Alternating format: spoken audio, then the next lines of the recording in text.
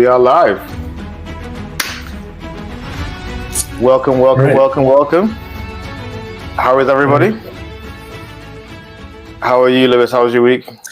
Yeah, I'm good, thank you. I'm very, very good. Looking forward to having a nice little chat again. Yes.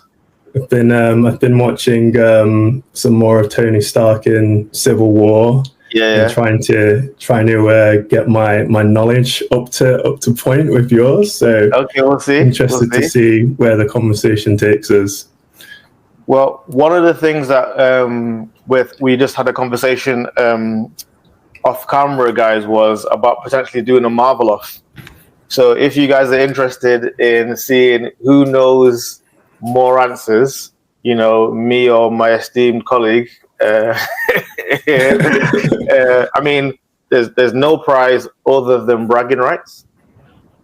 But you know, I would still brag. I'll be interested to see how that goes. All right, cool. Right. So we've been talking about Tony Stark, right? Yeah.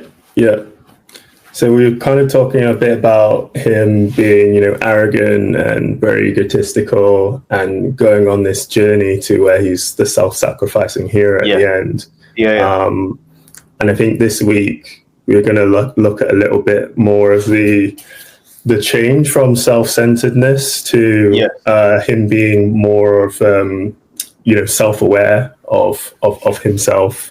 Yeah. And, just the change.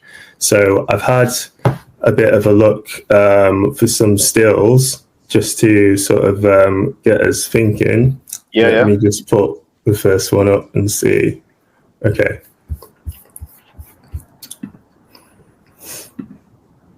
Okay, so that's obviously him. We discussed the whole ego and stuff last week. Very, very cool guy. Yeah. But again, it's exactly what you think when you think of Tony Stark. That's what you think about. Gentlemen, look at me. Look at me. I'm the best. You know, I'm the best in this room. I'm the best in this mirror. I'm the best everywhere. That's exactly what you think about. Yeah. So this week I just wanted to go a little bit backwards to sort of see how he's got there. Yeah. So this scene you'll be familiar with from Civil War when it's a flashback. Well, it's not a flashback, is it? It's him using the machine to sort of create the augmented reality. Yeah.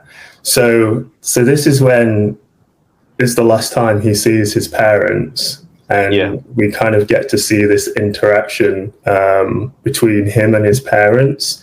And then he's obviously looking back at that moment and realizing it's the last time he'll ever see them, and how he's interacting with them and acting with them.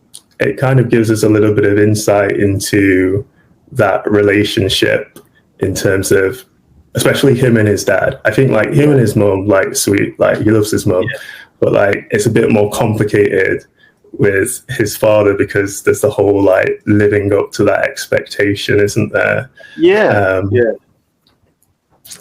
So it's layered. So I think there's, like you say, it seems to be easier with his mom because I'm sure he does love his dad. I think it's just easier. And as a dad with a son who looks like me, what I realized is that as he grows older, there is so much stuff I have to parent in myself, emotional intelligence in myself, before I can show up for him in the right way. Because some of the things I am doing, he doesn't understand where it's coming from. He doesn't understand that these are my issues. Like I'll give you a short example. So in primary school, my brothers and I, we were not bullied, but the kids were taking a mick out of us because we had picky hair. We just come from Nigeria, and there was no moisturizer or cream or any of that. So I used to get made fun of and called picky hair. So I'm very particular with my son now about when you leave the house, make sure you comb your hair, and I have to sit him down and tell him, like, this is daddy's issue. I understand that you don't know why I'm forcing it, or I'm particular about it, but this is why. This is what happened to me, and I don't want it to happen, to you. So, and I wonder with Howard Stark, because they're both obviously brilliant, and I wonder whether Howard Stark might have seen himself in his and wants Tony to live up to his potential, because he sees a brilliant kid. But is he being hard on him? I mean, you got to think generationally as well. So like, there's been experiences in life that Howard would have experienced because of war and the way the world was, and Tony's life is slightly different. He hasn't experienced all that. So is there the usual generational stuff of a parent looking at the child and saying, you're wet, you can't handle stuff. Like, I wonder whether that's related to the tension that you see between Tony and his dad. Yeah.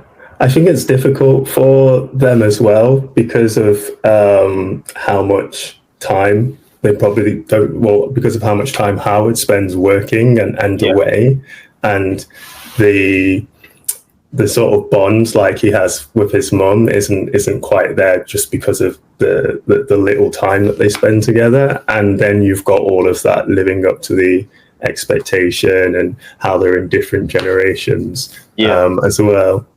Oh, Richard's here. Thank you, Richard, for being here. Hello. Hey, Richard. How you doing? Let me see, who else is on the stream? I think we can see. I can't see. But yeah, if you're listening live, why don't you put a message in the group or in the chat and tell us where you're listening from? We would really, really appreciate it. Thanks for logging in, Richard. But yeah, so it's obviously attention, and the interesting thing for me is, again, fathers and sons and parents and children. I was listening to this podcast about a gentleman who wrote the book He's Not Lazy, and he's a child psychologist, and parents would bring their children to him, and the thing that they usually said was, he's not living up to his potential. And I kind of get that sense from the different depictions you see of Howard Stark over the MC, of his opinion of Tony, even in this scene, like, lying on the sofa and all this kinds of stuff. And basically the psychologist was saying that it's actually not a lack of care. It's caring too much. So worried about what the outcome is, failure or whatever, that it's a severe level of procrastination. So I wonder if Howard Stark was your dad, I imagine there'd be a massive fear of, can I fill his boots? Can I affect the world in the way that my dad has? Because everybody knows who my dad is. He's a major player, and for those of us who have a level of influence in society, are we conscious about the effect that influence is having on our children? Yeah. I guess it's almost like there's more pressure as well because of Tony having so much potential from this high IQ that it's not, if he was just, like a normal person, it wouldn't be as bad, because he'd be like, I'll never live up to it. Like, there's no way I'm ever going to do it. So he just sort of accept that. But now it's almost kind of like he's got that expectation on him, and he feels like he has to rebel from it by, acting out and doing stuff in his own way, which, is, I guess, what teenagers do. Anyway. Let's flip it a bit. So let's say Howard came to you and he's like, Dr. Lewis, as a life coach, I feel like I'm not connecting with my son. What advice would you give him? I mean, I guess it's all about finding out what their relationship is like, and what sort of things he's trying in terms of, trying to how they communicate and how they show like love and affection and the kind of activities they do together. because I would just kind of be really wanting to find out like what exactly it is that he wants from, you know, that relationship with his son. Like, how does he want him to be acting towards him? And, you know, then obviously finding out what's within his control, how he can try and change his behavior, whether that's spending more time with him and like choosing him over work and putting that time aside, because I feel like that's probably this would be what I'd be like trying to figure out. Is it just that he's so busy and spending so much time at work that Tony's, you know, acting out and sort of damaging the relationship because he's not getting enough attention? Because obviously we know from that first clip, Tony's, you know, look at me kind of guy. Exactly. Look at me, look at me, look at me, look at me. Yeah. And is that just because like Howard not looking at him enough? That's why he's trying to, you know, get the attention from everywhere else. But that's actually because of the way Howard's probably grown up. He's not the guy who's like, look at me. He, you know, he's not doing it because he has anything to prove. Yeah. So Tony's got so much to prove because he's trying to live up to Howard's legacy and the Stark legacy. But Howard didn't really have that. Yeah. So I think just it's all about him understanding Tony, so that he can then try and you know, see it from his point of view and realize how he can change to try and help him. That's what I would be, you know, looking into. Absolutely. If I could piggyback on that, I think you're absolutely right. And I think a lot of the times when we have these kinds of tensions in relationships, the issue is that we're not necessarily being intentional about trying to see it from the other person's point of view. And I think that because we know Howard loves Tony. How do we know that? It's in Iron Man 2 or 3 or 1. It's 3. It's where he discovers the new element, but he sees footage of his dad that he's never seen before. Nick Fury gives it to him, and at the end of a very drunken thing, he says, "Oh, Tony, you're my greatest creation." Now, the thing is, Howard probably never said that to Tony. And there are a generation of men, and maybe men today, who are very much like, my actions speak louder than my words. So I love you by showing you, and haven't appreciated that. No, the words matter. That, you know, as a dad to a son to a dad, you need to tell your son, no, I love you. I appreciate you. I value you. You're special. Rather than show that I feel all these things by working really hard, because somebody said children spell love T-M-E, you know. And I would also give Howard Gary Chapman's book, Love Languages, and say, do your best to sit with your understanding of Tony, just like you were saying, and be like, what do you think Tony's love language is? In terms of like, how does he appreciate love? Because if Howard's is probably acts of service because that's the kind of person he is, but Tony's might be time, you know. And I could spend all my effort giving somebody love in the way that I appreciate it, but they're not appreciating it because it's not how they appreciate. It's not in the package that they used, that they want to get it in. But yeah, this is just a slight one. We need to do one, but it's layered, right? It is. I just realized we've got this one as well, which is coming back to you saying, you know, Howard definitely loves Tony. Yes. But in this scene, it's amazing because I think it's when they go back to the past in Endgame, and Tony's meeting Howard at the point where his wife's pregnant with Tony. Yep. and then he's able to, he's asking him for advice about the baby, because Tony at this point has the kid as well. And it's just really nice. I think I can't remember what he says, but it's something like to the words of, I'm going to love this baby like so much, and he's the most important thing in the world. The kid's not even here yet, and there's nothing I wouldn't do for him. Yeah. So it's when you see Tony's reaction to that, exactly. It was something that he just needed to hear so badly. And I think it's such a nice end to what we've seen in the relationship between him and his father, that arc. Now, obviously, this is with the benefit of movie magic, and this film was a lot of fan service.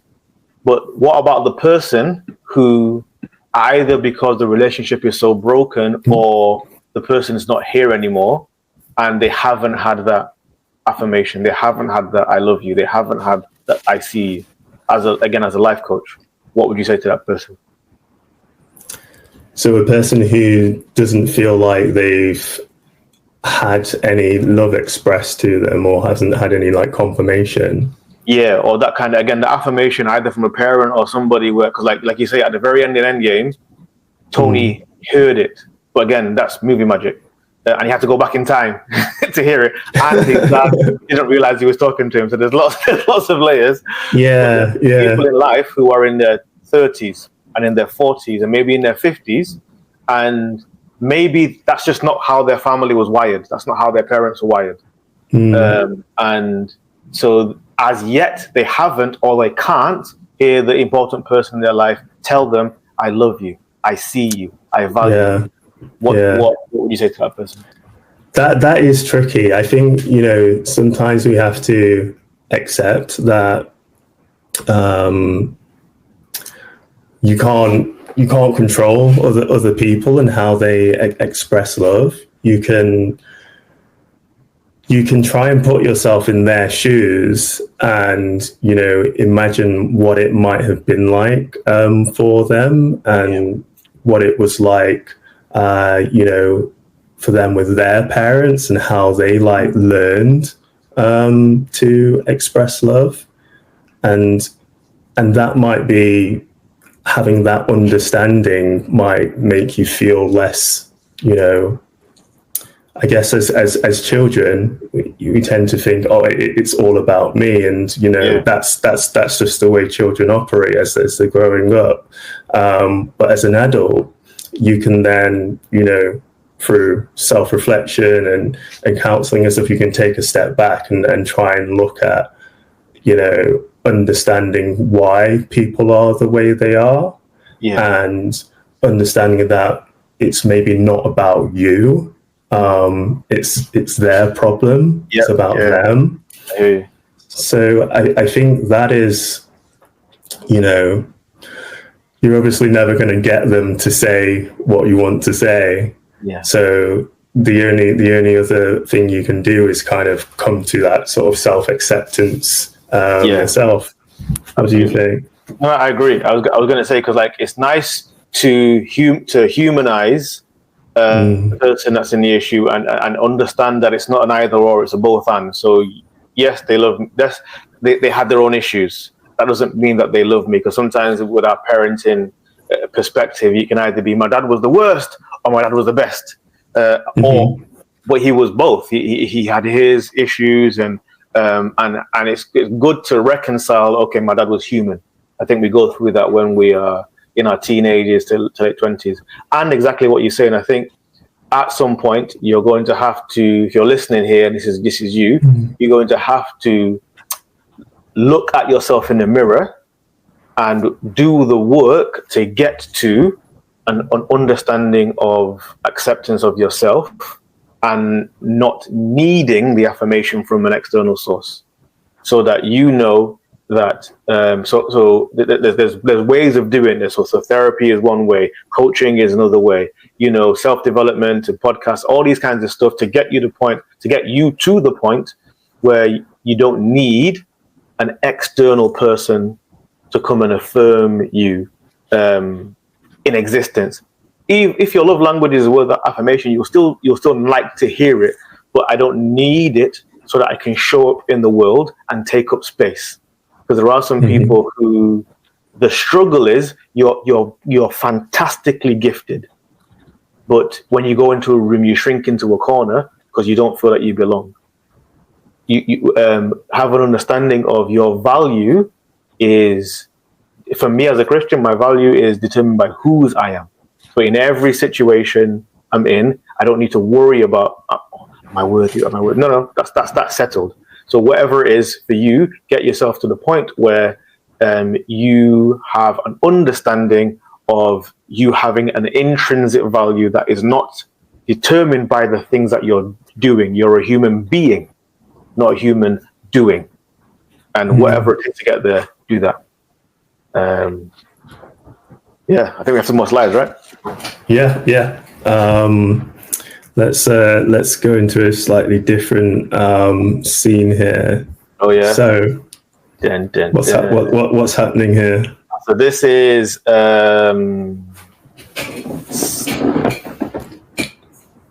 Age of Ultron, no? This is Civil War. Oh yeah, my bad. This is Civil War. This is Alfre Woodward. That's the actor, and she is presenting Tony with a picture of her son, who yes, they killed in Age of Ultron because of Sokovia.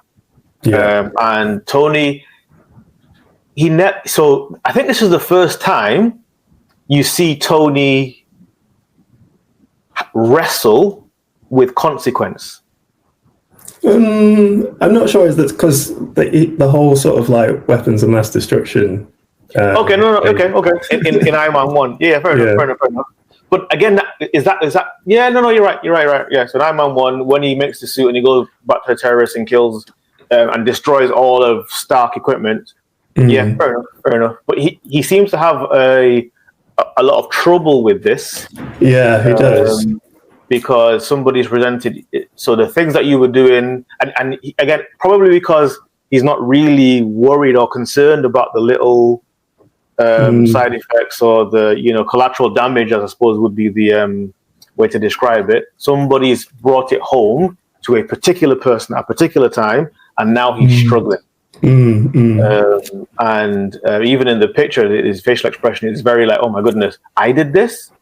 Something that I did, cost somebody their life, and it's very interesting because even in the comics, I found it very interesting that Tony was the maverick and the play by his own rules, and he is the person who, because of this, now align themselves external moderator of the government or whatever, and Captain, who is the rule follower, is like, nope. And the point is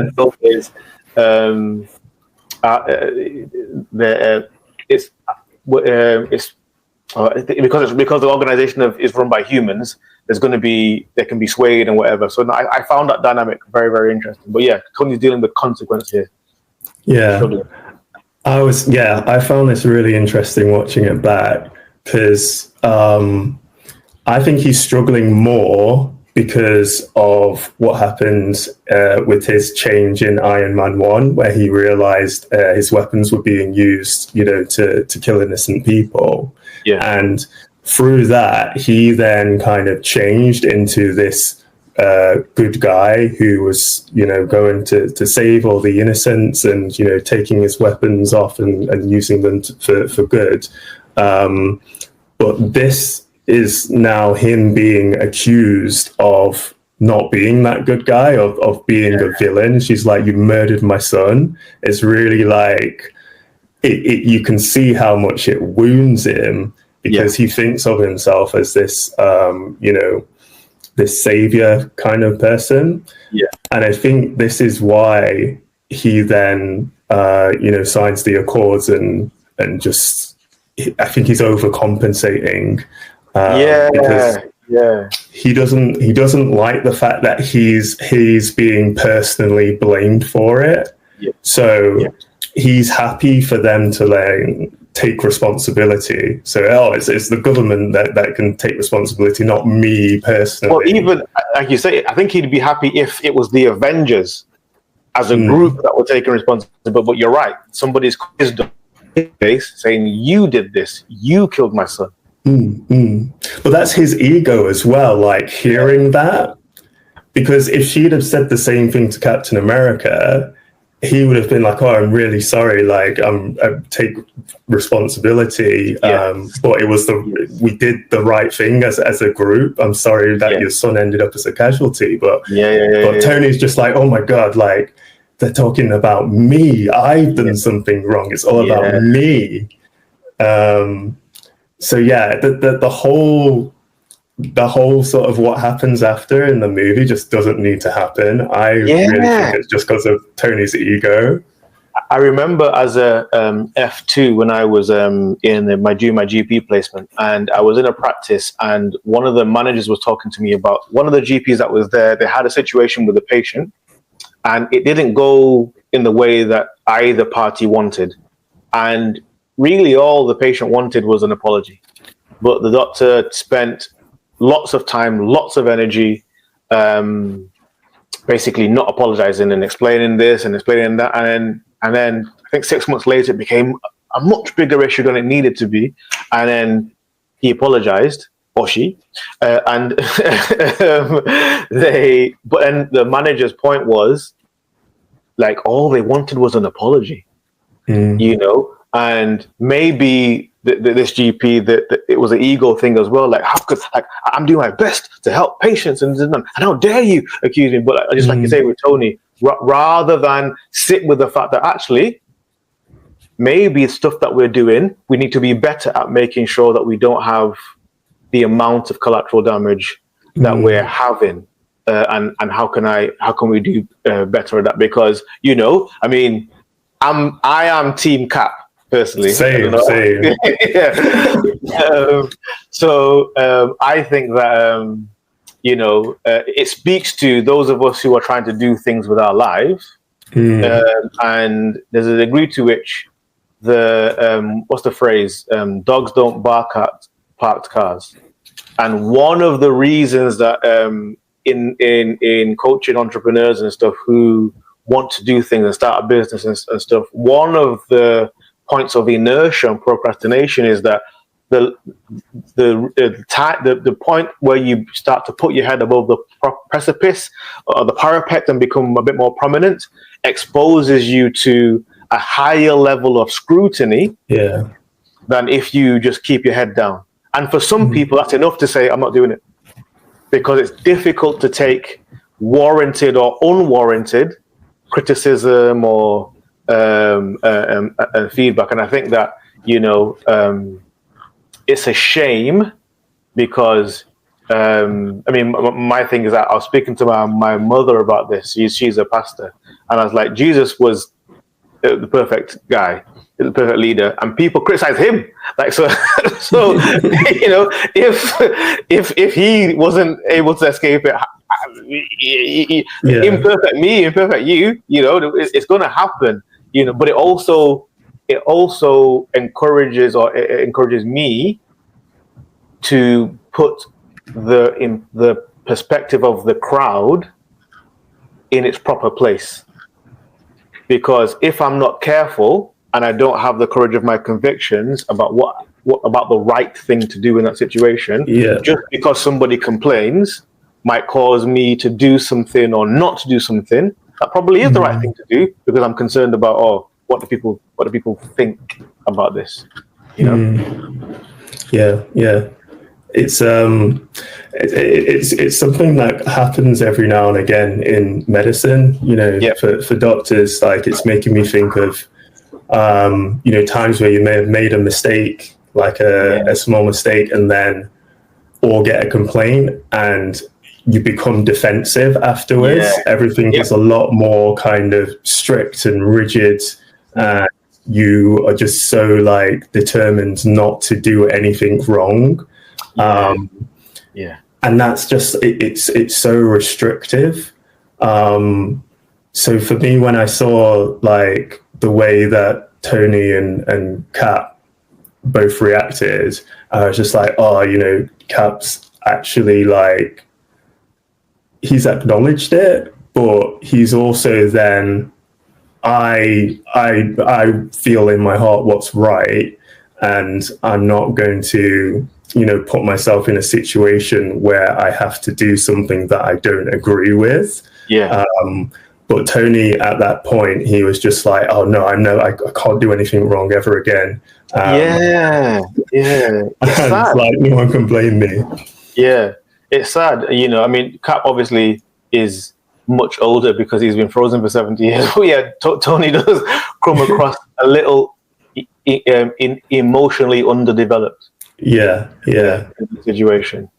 You know, and again, so is it so when it's medicine, and I think that in medicine you're absolutely right in that we can be better at those, especially those of us who have a bit longer in the tooth, to our more junior colleagues and talk about, okay, in this situation I messed up and I have to apologize, and just talk about the humanity of the position, not just the decisions, but also like the people who are starting businesses or ventures and stuff.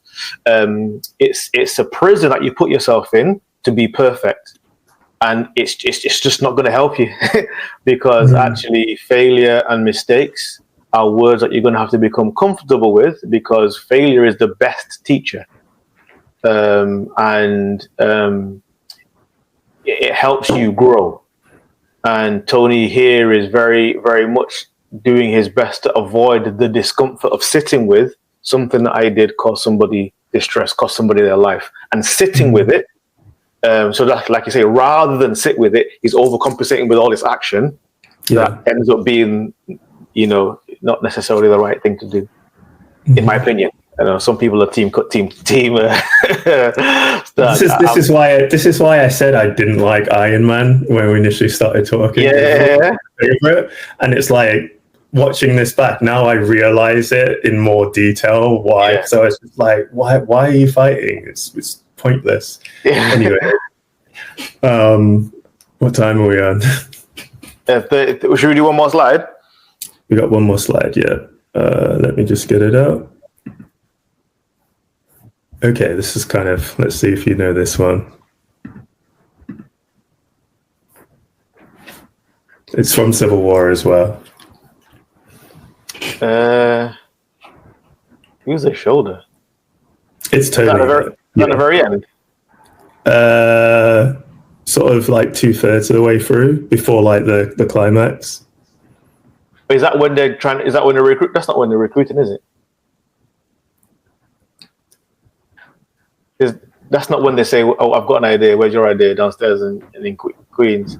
I don't know. No, it's after the group fight. It's after the two teams fight, and you have to remind Rhodey ends up getting hit by Vision, and then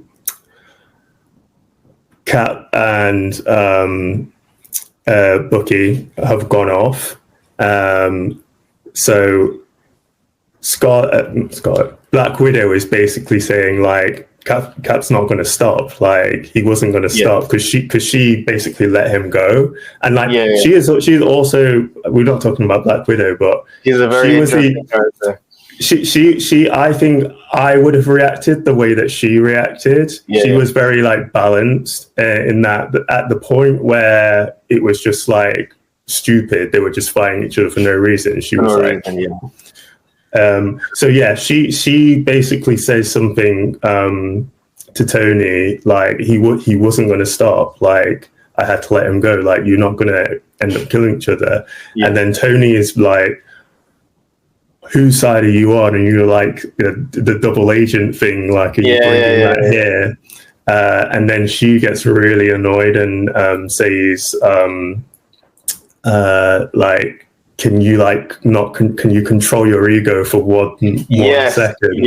Yes. And that's the look that she's giving him. Yeah, but it's so what I find about in these sort of situations, it's so interesting. So my wife and I have a saying. The saying is, you can't see yourself. Now it makes sense in English, but the context of it is that every now and then we'll go out for dinner or whatever, or we'll go with some people, and we'll have a little secret message or a little code where she might pinch me if I do something or say something that is not going to show me in the best light, because she's like, you can't see yourself, you can't see how you looked when you said that, or that kind of stuff. So she's looking out for my best interests, and in this sort of situation, so somebody who has that level of ego or insecurity or whatever, often you are the last person to realize how you come across, but you think you're right. You're so sure that you're right. And sometimes it takes somebody outside of yourself, like somebody who loves you and is close to you, or a therapist or a coach, to say, look, maybe the way that you're looking, maybe we let's adjust the way that you're looking at it. And in movies, they do it very well. It's generally an antagonistic conversation or whatever. But yeah, she has to tell Tony point blank, this is about your ego, and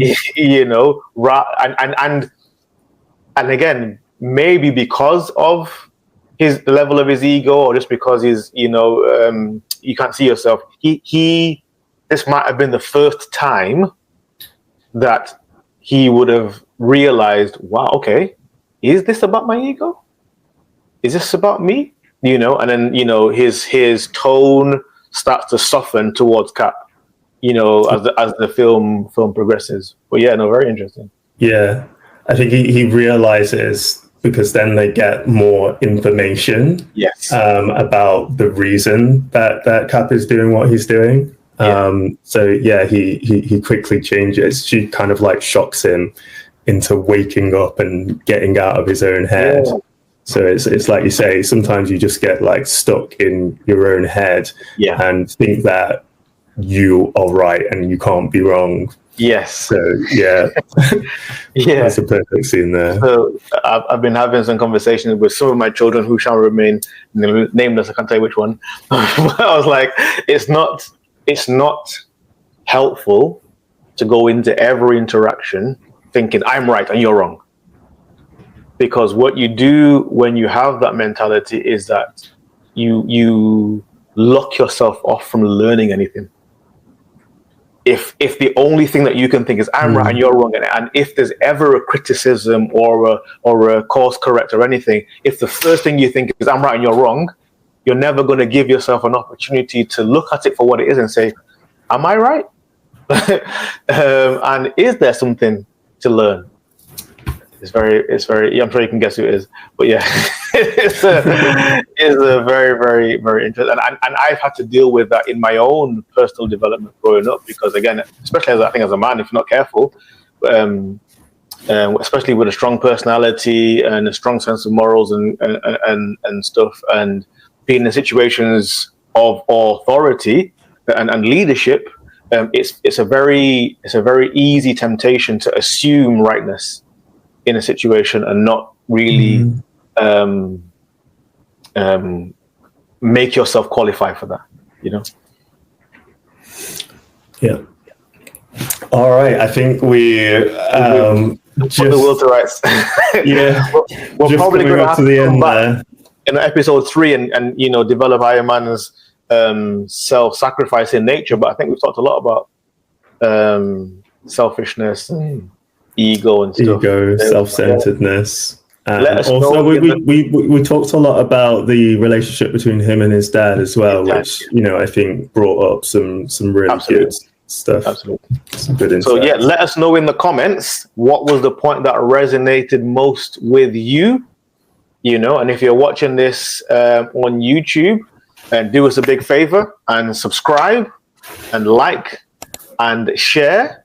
And let us know where you want us to go. We do have like a schedule, but we're very, very keen to make sure that we're touching on points that you want us to talk about. So please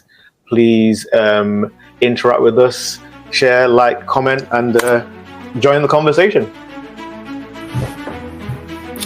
Next week. See you then. See you later, guys.